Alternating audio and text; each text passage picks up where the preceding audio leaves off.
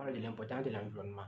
Comme vous le savez, l'environnement est extrêmement important pour la réussite d'un individu. Quiconque veut réussir dans la vie doit savoir contrôler impérativement son environnement.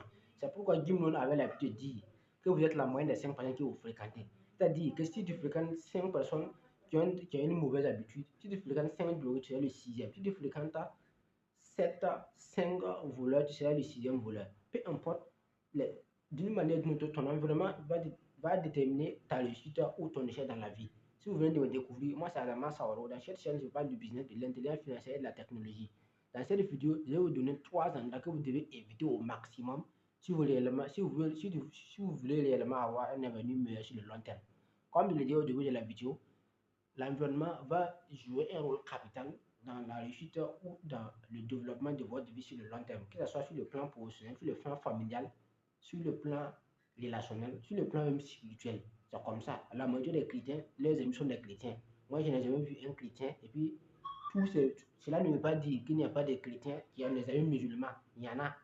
Mais la majorité, si les 5 amis, les 4 là sont des chrétiens, peut-être un seul ami, voilà, un ami d'enfance, ou bien un ami, voilà. Mais d'une manière ou d'une autre, même sur le plan spirituel, l'environnement intervient. Les musulmans aussi, c'est la même chose. Si tu vois quelqu'un qui est musulman, la majorité de ses amis sont des musulmans. Donc, cela montre que d'une manière ou d'une autre, l'environnement impacte sur tous les plans. Sur le plan relationnel, sur le plan professionnel, c'est comme ça. Généralement, les banquiers, voilà, la majorité, ce sont des banquiers, ses amis.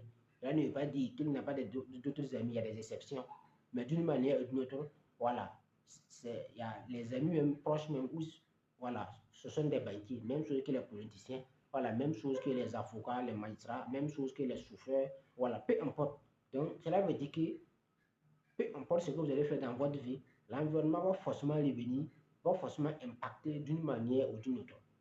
Donc, le premier endroit que vous devez vous méfier pour éviter d'être contaminé par des mauvais individus, ce sont les bars du quartier. Voilà, les bars du quartier ou qu'on a appelé les kiosques. Voilà, vous devez éviter au maximum de fréquenter ces gens de milieu.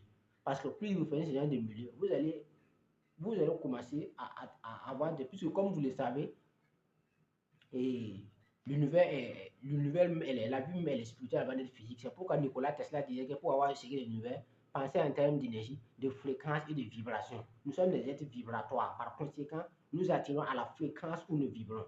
Donc, si tu fréquentes dans des endroits où les gens sont négatifs, les gens sont en train de parler de la pauvreté, les gens sont en train de critiquer les gens qui sont riches, les gens sont en train de dire que ceux qui sont riches vont pourrir en enfer, sont maudits, sont dangereux, sont des criminels. Alors, comme tu fréquentes ces endroits, et puis à chaque fois, ils parlent des choses qui sont négatives.